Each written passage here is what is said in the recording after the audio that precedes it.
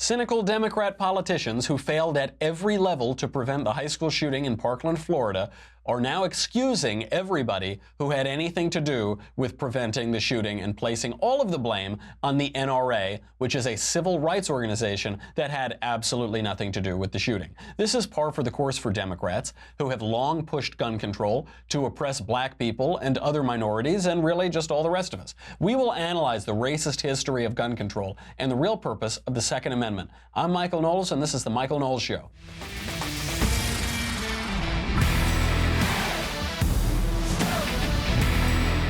This show might as well just be retitled "The NRA is Great and a Wonderful, Beautiful Thing," a 40-minute defense of the NRA.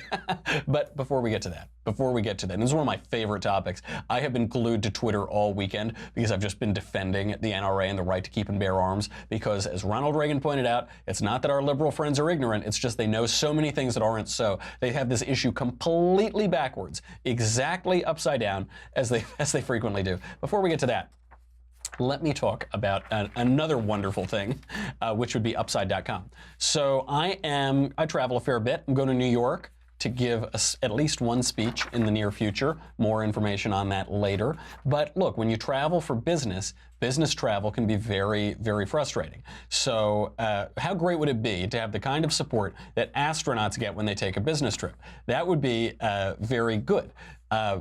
For me, when I travel, even when I travel for business, my mission control in the past had always been calling up sweet little Lisa and saying, "Sweet little Lisa, I can't make this flight, or this is late, or this," and she's, "Mike, I don't know what to do. I can't talk to them." And they got to call the airlines, and then they got to call, maybe get another hotel room, and then this and that and this and that. Have a mission control. This is 2018. Treat yourself. This is a wonderful opportunity. Upside.com has a whole team of people, a mission control, to make sure your business trip goes smoothly. And you will have that level of support when you book your next business trip at Upside.com. They will look out for you every step of the way. They will handle any problem that might pop up. There's a team of specialists working 24/7 to make sure your flight, your hotel, your car rental all go off without a hitch. I don't know. Previously, when I would travel, I think not a single part of that would go the right way. One time I was caught in the UK. I was visiting the UK. I had to fly back to Los Angeles, direct flight to come do the show. And at 15 hours before my flight, I found out my ticket wasn't valid for some ridiculous reason. And I really wish I had a mission control at that time to deal with that, because I was on the phone screaming at them for much of that afternoon. And it was very frustrating and very expensive. Don't let it happen to you.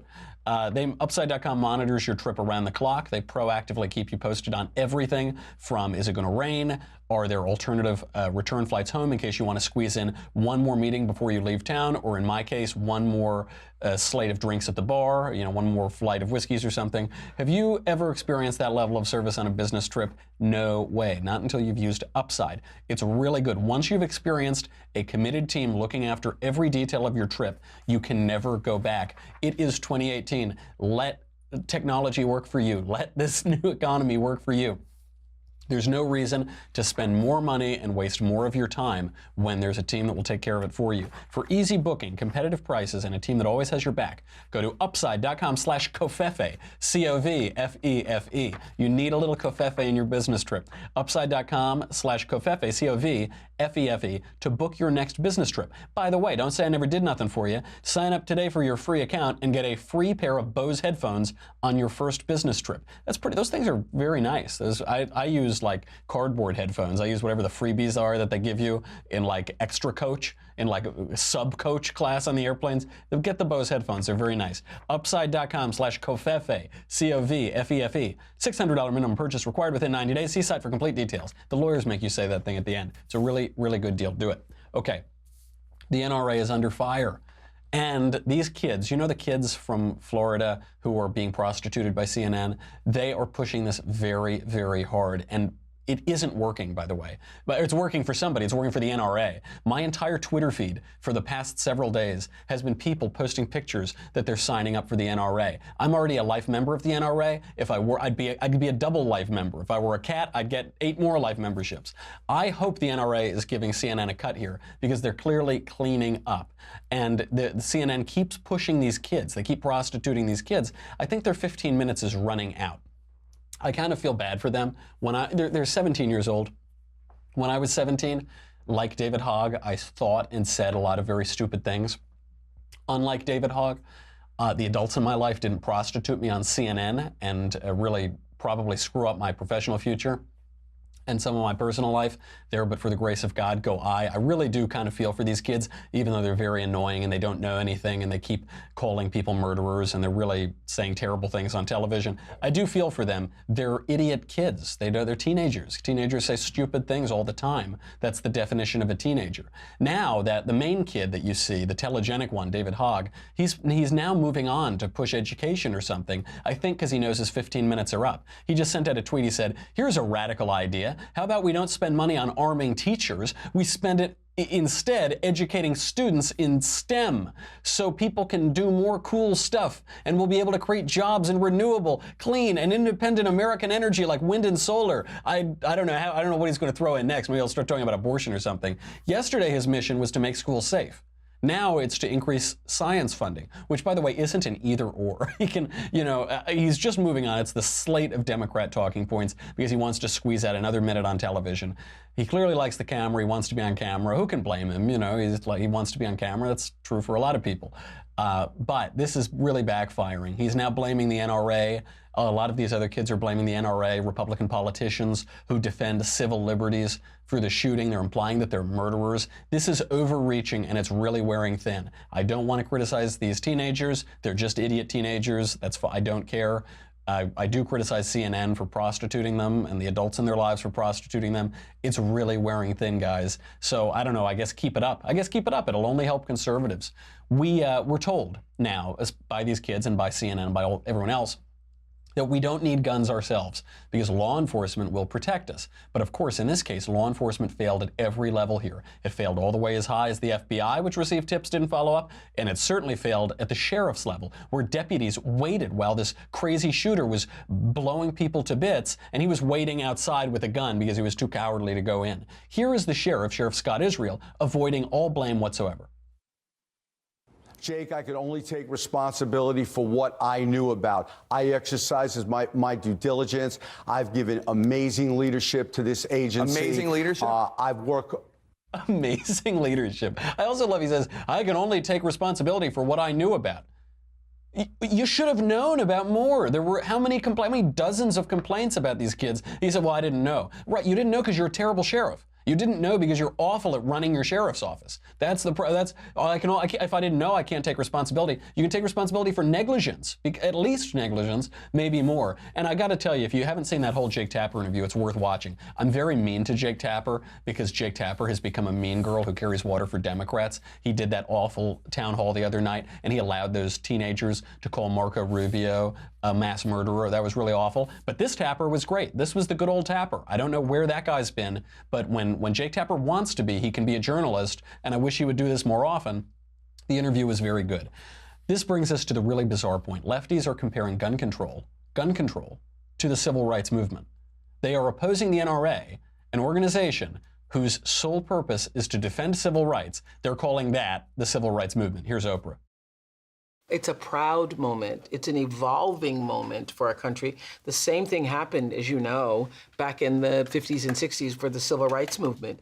Young people said, we will not tolerate what our ancestors have tolerated. We have had enough, and we're willing to fight for it and willing to march in the streets for it, and if necessary, die for it.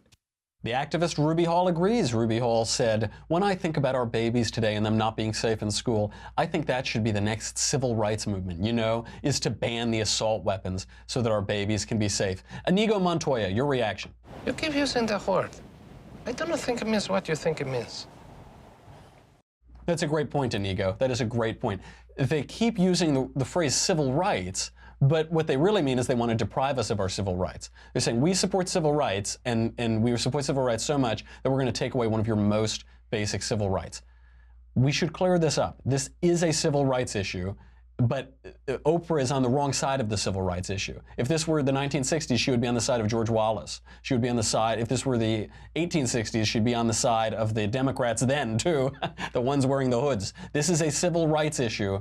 The right to keep and bear arms is a civil right. It is a constitutionally protected civil right, and it's a civil right that throughout history has been denied black people so that whites could oppress them. This has happened for centuries. The NRA exists to protect that civil right against all sorts of tyranny, and especially to protect minorities who for centuries have regularly seen their civil rights trampled on. The NRA, here's just a brief history of the NRA, a brief history of the racist gun control laws in this country, and why anybody who's concerned with civil rights, anybody who's concerned with racial equality should vehemently oppose gun control. The NRA was founded in 1871. It is the oldest continuously operating civil rights organization and the largest and best funded lobbying organization in the United States.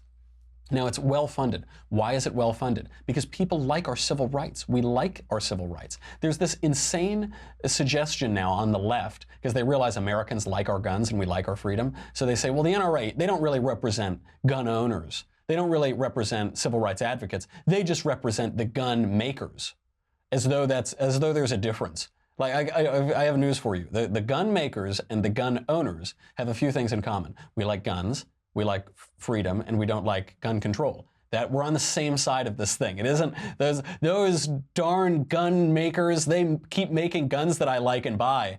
Those monsters. I hate their lobby. We're on the same side. It's the same lobby. We have the same agenda here, which is to protect civil rights. By the way, even if we're talking about the civil rights movement of the 1950s and 60s, gun control has been the single most important tool of white supremacists for centuries. The first gun control law in American history was passed not in the 20th century, not in the 19th century, but in the 17th century, in Virginia, in 1640.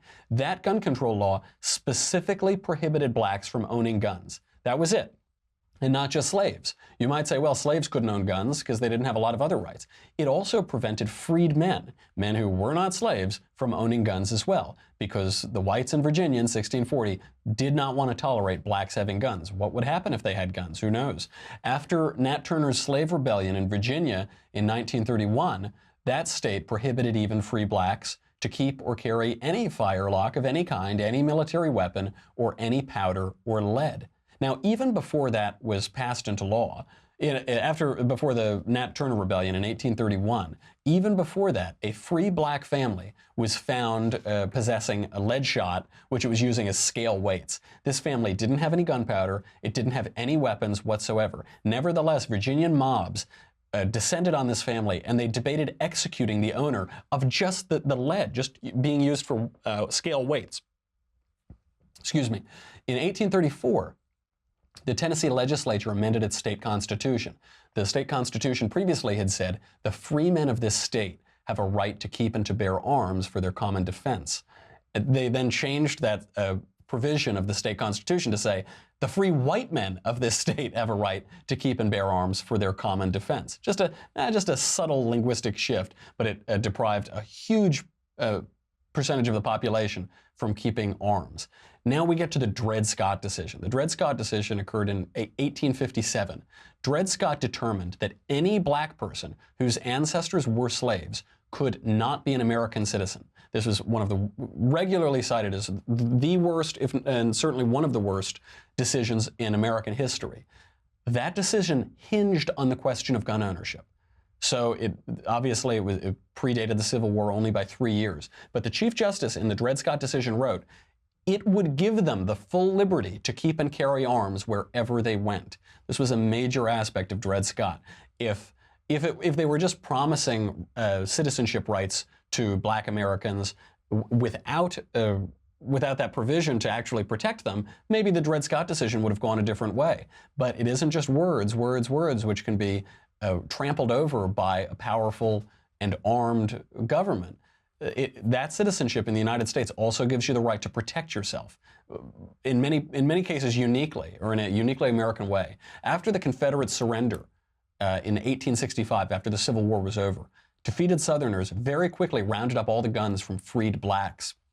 Frederick Douglass, a good Republican, implored the federal government to stop the state and local governments from infringing on the right of the people to keep and bear arms. State and local governments would just round all of these up. And this is an important distinction which we're going to talk about tomorrow when we analyze the Second Amendment. Who has the right to keep and bear arms? Is it the state? Is it the federal government? Is it the people? The amendment is clear, and that distinction really matters. Frederick Douglass actually insisted, though, that until blacks were able to keep guns, the work of the abolitionists was not finished. Consider that. Now we're being told by the lightly educated people and people with a nefarious political agenda, an anti-civil rights political agenda on television, that it's a racial equality issue to take away all of their guns. Frederick Douglass, who was not lightly educated, Frederick Douglass, who was a genius, knew much better. He knew it was exactly the opposite.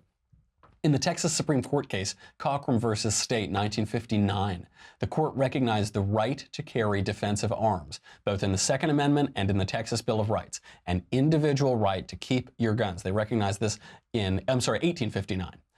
Yet, just a handful of years later, in 1872, the Texas Supreme Court denied that there was any right to carry any weapon for self-defense in either Constitution, in either the federal Constitution or in the state Constitution. And do you know how they defended that decision? They didn't. They offered absolutely no explanation whatsoever. I wonder what changed between 1859 and 1872. 1859, 1 year before the Civil War, and 1872, 7 years after the Civil War. What changed about the ability to keep and bear arms? So the NRA, how was it founded? It was founded in 1871 by Union soldiers, not by those nefarious racists, by the people who fought a bloody, bloody war to free the slaves. I was first chartered in New York in 1871. The first president of the NRA was the Union General Ambrose Burnside, fresh off of freeing all the slaves and reuniting the Union. The NRA's 8th president was U.S. Grant, Ulysses S. Grant, president of both the United States and the NRA, and a great defender of civil rights and defeater of Southern secessionist slavers. The NRA was founded actually not initially just to lobby Congress or lobby for good gun laws, because gun control was a regional issue that clearly at this time was used mostly to oppress blacks. It was actually founded because the Union troops were terrible shots. So the Union troops were firing something like 1,000 rifle rounds for each Confederate they hit. They weren't very good at shooting. So it was founded to give people like the Union troops who defended ordered liberty and defended human dignity better training. Now, there is this a crazy aspect since the shooting in Florida. People are saying what we need to do is have mandatory training. So they want all these things. They want to ban certain guns. They want to raise the age. They basically just want fewer people to have guns. Then they say we need mandatory gun training. This doesn't make any sense at all. What you're saying is that the way to prevent a mass shooting like we saw in Florida is to train the people to be better shots. They want to train mass shooters to be better at shooting guns. It doesn't make any sense. And first of all, the NRA already offers training, and it has for 150 years. How would mandatory training be the solution to mass shooters? Mandatory training for a lot of other people, giving guns to more people, allowing guns to be easier to be had, and having the good guys trained to use guns, that would be good. But really, we should bar all the bad guys from training in general. It's a total deflection, though. It's just one of these empty points. They throw spaghetti at the wall because they don't like guns. They don't want you to have guns. And they're going to use any argument, no matter how tenuous it is, to try to take guns away from you. Do you remember Democrats who rode around in white sheets lynching the blacks? They were only able to do that because white Democrats had already taken the guns away from blacks. The special report of the Paris Anti-Slavery Conference of 1867 found as much. They concluded that freedmen in the South, quote, were forbidden to own or bear firearms and thus were rendered defenseless against assault. Speaking of very important Supreme Court decisions, Albion Tourget, the civil rights attorney who represented Plessy in Plessy v. Ferguson in 1896, Plessy v. Ferguson, you'll remember, upheld segregation as separate but equal. That attorney, Tourget, pointed out that where the KKK took control, quote, almost universally, the first thing done was to disarm the Negroes and leave them defenseless. We see this, by the way, in totalitarian regimes around the world. It's almost cliche to refer to Hitler in this regard, but it's true of totalitarian regimes everywhere. They take away the guns. That's the first thing they do, because the Second Amendment exists to protect the First Amendment. The Second Amendment exists to protect all of the other rights, because ultimately, if people are going to trample on your rights, you've got to defend them, and you've got to defend yourself. Fortunately, despite the Democrats and the KKK running roughshod over the civil rights, particularly of black people, Republicans came to the defense of civil rights. They passed the Freedmen's Bureau Bill of 1865 to protect the rights of freed blacks. They passed the Civil Rights Act of 1866 and the Civil Rights Act of 1870. Which guaranteed everybody the right of self-defense. Then that brings us to the Anti-Klan Act of 1871. But you're telling me I gotta say goodbye to Facebook and YouTube. Is that what I have to? That's awful. I already said goodbye to YouTube. I've already said my goodbyes to YouTube a long time ago. But we have to say goodbye to Facebook. And if somehow you made it and are seeing us on YouTube, please stick around. Please try to figure out a way to let everybody else in and shut down the censors at YouTube who are not allowing anybody to watch this show. This awful show, this bigoted show that talks about civil rights and the history of legislation in the United States. How awful. Of course they have to censor it. If you're on Facebook, you got to go to dailywire.com right now. We have so much more to talk about. The Klan and more Democrat atrocities that have happened in history. But if you want to do that, you got to go to dailywire.com. It's $10 a month or $100 for an annual membership. You get me, you get the Andrew Klavan Show, you get the Ben Shapiro Show, you get the conversation. Next time is going to have the big boss, Ben Shapiro. You can ask him whatever questions you want. If you're a member, everybody can watch, few can ask questions, many are called, few are chosen. You get to ask all of us questions in the mailbag, and we're going to be doing that on Thursday, so get your questions in. But again, none of that matters. Nobody's here for that. What you're all here for is this, because every time Democrats prostitute some child on television, and every time they recite the same tired, incoherent, anti-American, anti-constitutional lines to take away our guns, another person joins the NRA. Another person joins the NRA, and I get another delicious 8 ounces of salty leftist tears. And they are so good. I was gorging myself this weekend. I was truly a glutton. I probably should go to confession for it. Thankfully, I have a lot of these leftist tears tumblers, the only FDA-approved vessel to store salty and delicious leftist tears. Go to dailywire.com to get it. We'll be right back.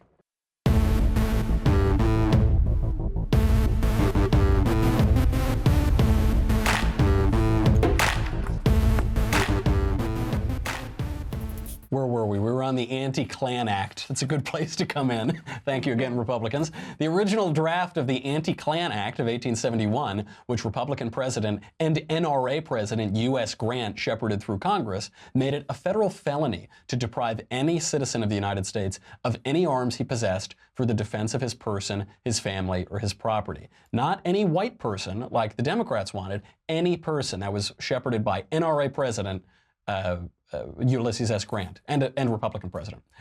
Kansas Senator Samuel Pomeroy described 3 indispensable, quote, safeguards of liberty under our form of government. That's the sanctity of the home, the right to vote, and the right to bear arms. There was this guy on Twitter, Stephen Metz, who referred to me and all of my fellow defenders of the Second Amendment as gun fetishists.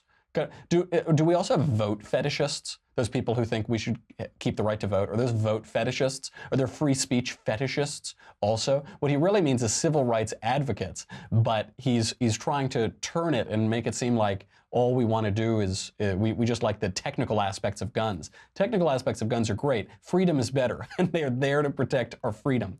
Racist Democrats now kept getting around gun control laws, which technically had to be race neutral. After the Civil War, after the 14th Amendment, these gun laws had to be race neutral. So those Democrats got craftier. They would frequently ban inexpensive guns while allowing guns that whites already owned. So these poor blacks who had recently been freed just couldn't afford the guns, and it was practically impossible for them. An Ohio Supreme Court justice acknowledged that these laws were intended to, quote, entirely disarm the Negro. And it wasn't just blacks who were targets and victims of Democrats' gun control policies, and it didn't just happen in the South. In 1920, the Ohio Supreme Court upheld the conviction of a Mexican man for concealed carry of a handgun. Now, that's fine, I suppose, if you want to convict him for that. The trouble was that the Mexican man was asleep in his bed during the time of the alleged infraction. So they just wanted to arrest this guy for having a gun. Basically, anybody in Ohio could have been arrested for this because I guess he was concealed carrying it in his dreams or something. Jim Crow laws became the foundation of modern gun control in America. We now think there are books that the left writes are the new Jim Crow, and they decry all of these good things for freedom, and they don't talk about how Jim Crow is the foundation of gun control. It started in the South, but it spread north in the early 20th century. In New York, it was aimed at Italians and Jews, and I will say, as someone of Italian heritage in America, fair enough. That's fair. The Italians, they did use guns a little loose in New York, so okay, fair enough. They also aimed these laws at labor agitators in California and at blacks who defended themselves in race riots in Missouri and Michigan. As Ann Coulter described it in 2012, the NRA was the sole organization to come to the defense of Roger F. Williams. Roger F. Williams was a World War II Marine veteran who returned to his hometown of Monroe, North Carolina, to fight the Klan. They found the Ku Klux Klan riding high. So the NRA granted him a charter to start a chapter.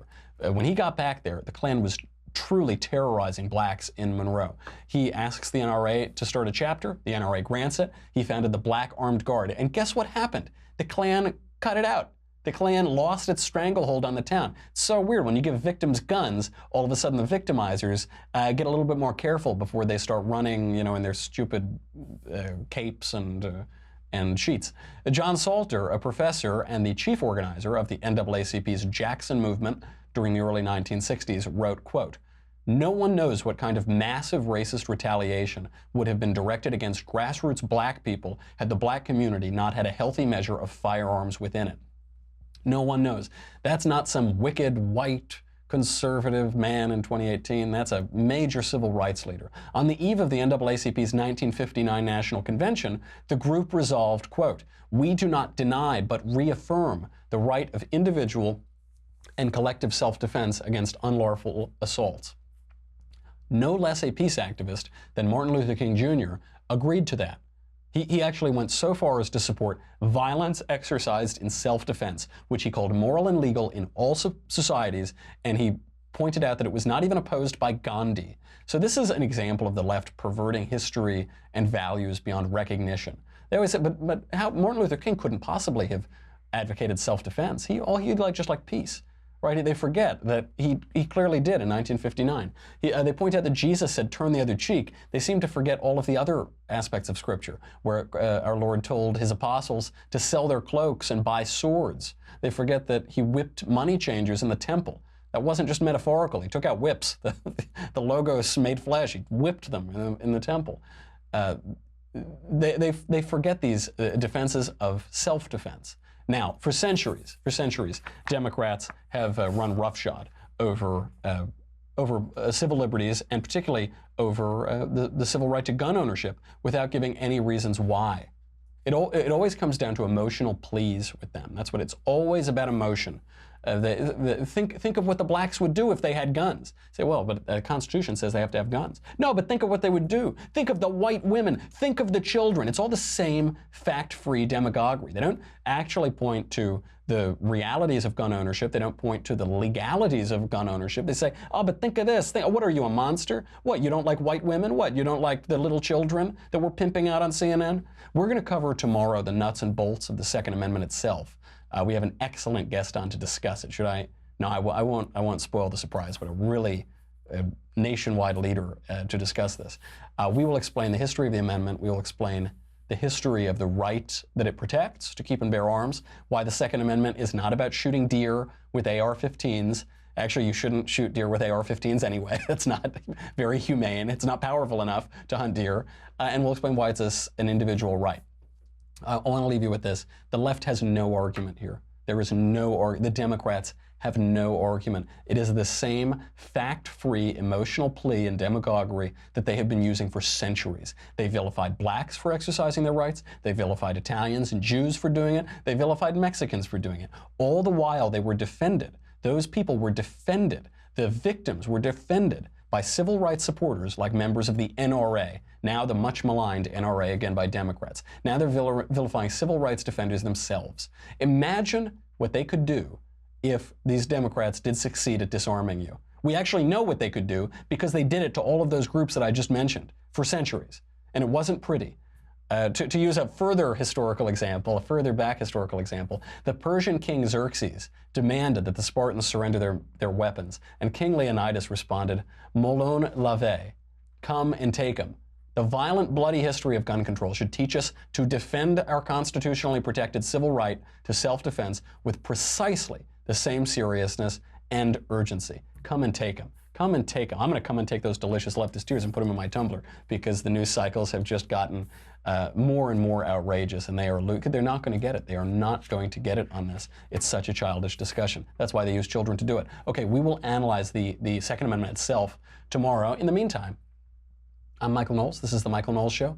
Come back tomorrow. We'll do it all again.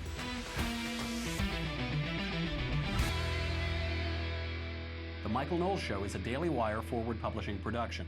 Executive producer, Jeremy Boring. Senior producer, Jonathan Hay. Supervising producer, Mathis Glover. Our technical producer is Austin Stevens. Edited by Alex Zingaro. Audio is mixed by Mike Coromina. Hair and makeup is by Jesua Overa. Copyright Forward Publishing 2018.